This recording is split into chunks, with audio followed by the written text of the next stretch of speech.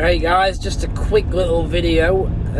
Basically, I'm just going to get straight into it and keep this short and simple. Don't get Dianabol. Don't do Dianabol. I did 2 weeks and I felt so crappy in my stomach a lot. Obviously, I'm guessing that was my liver just like, oh, help me.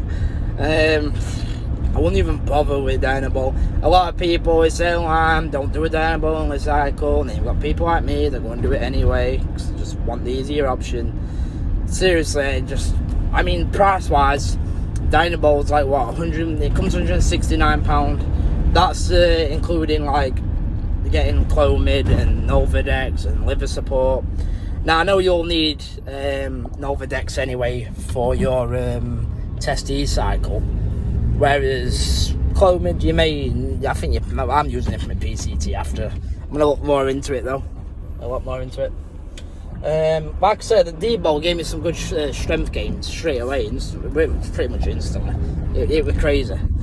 And then when I come off it, whilst I waiting for my test D to, because I've been off it now for about a week. I only did 2 weeks. And I stopped because of the stomach pains. And to be honest with you, now and again, I like to just have a little drink. I don't mean I'm getting hammered. I'm gonna get wasted. I just like to have probably like once every couple of weeks, maybe 3 weeks, just a couple of bottles of Budweiser or something. Do you know what I mean? I'm not a big drinker anyway. But on the D-ball, I couldn't do that.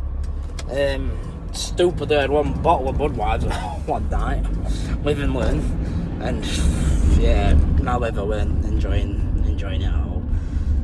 I just think it's a dumb idea to do it. You see it online and you think, no, they're just talking out their ass. I want to do a D-ball only. I don't want to jab myself. Seriously, and I did my first jab and it weren't even that bad. As long as you just do your research. I'm not condoning or promoting to do steroids, I'm not. But if you're like me, you're just going to do it anyway, then at least take some advice and just go for the jabs. Research everything. Make sure everything's all pharmacy grade. Make sure that obviously you're using clean needles, etc. Obviously common sense.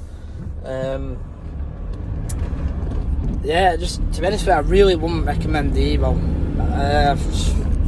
It affects everyone differently, but don't take that as I'm saying, didn't work for me, but it'll work for you, pal. You don't know. And it just weren't worth it, especially if you.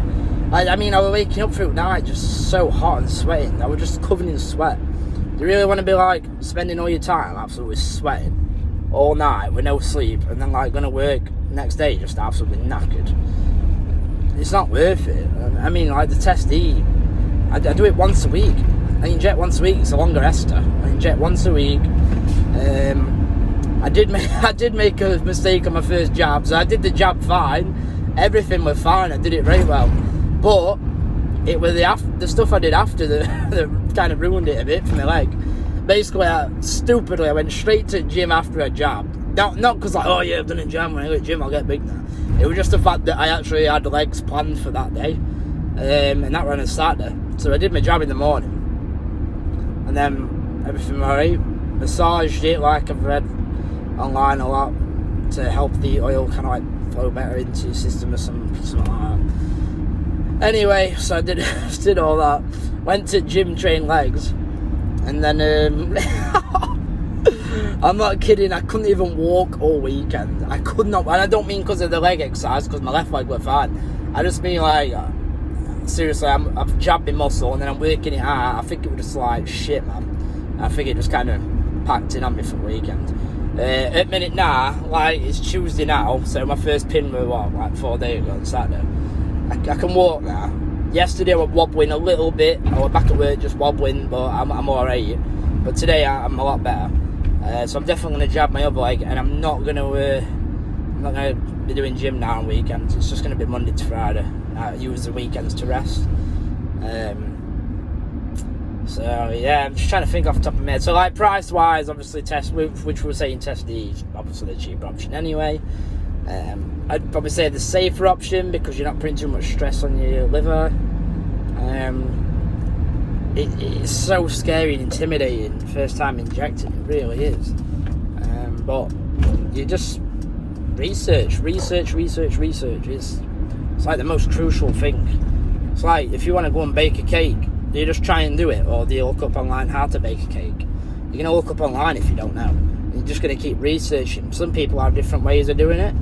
Some make the cake look really good and turns out well.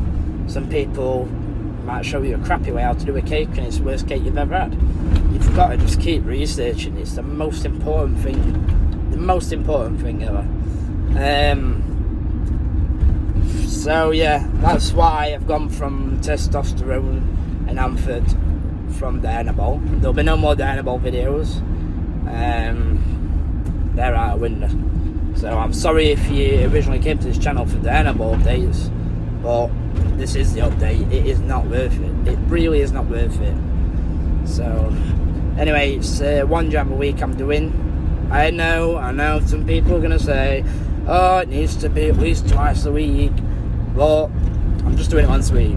I'm new to this, and this is for you guys who are probably new to it as well. I mean, just watch how I do and see how it happens.